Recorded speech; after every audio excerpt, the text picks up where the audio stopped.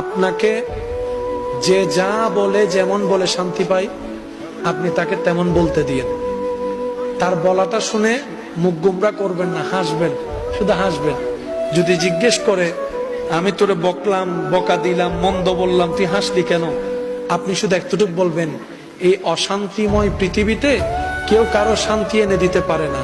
তা আমি ভাবলাম আমাকে দুইটা বকা দিলে যদি তোমার মন শান্তি হয়, আমার নামে দুইটা বদনাম করলে যদি তুমি শান্তি পাও, যাক আমি না হয় কষ্টই পেলাম, আমার আল্লাহর একজন বান্দাকে তো শান্তির ব্যবস্থা করে দিয়েছি, আল্লাহর একজন বান্দাকে শান্তির ব্যবস্থা করে দিয়েছি, তুমি শান্তি পাচ্ছ, এটা দেখেই আমার শান্তি লাগতেছে।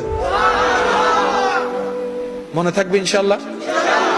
একটু কঠিন, কিন্তু বিশ্বাস করেন উত্তর দেওয়ার চাইতে বড় মজা হচ্ছে চুপ করে থাকা।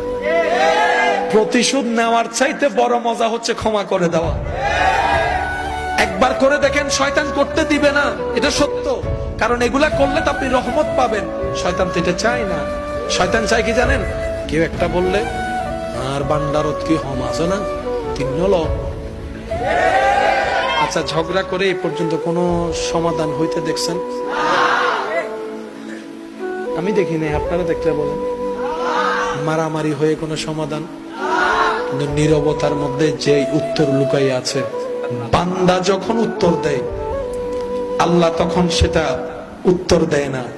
আর বান্দা যখন রবের হুকুমের অপেক্ষা করে ধৈর্য ধরে চুপ করে থাকে, আল্লাহ সময় মতো ফেরেশতা দিয়ে উত্তর দিয়ে দেয়।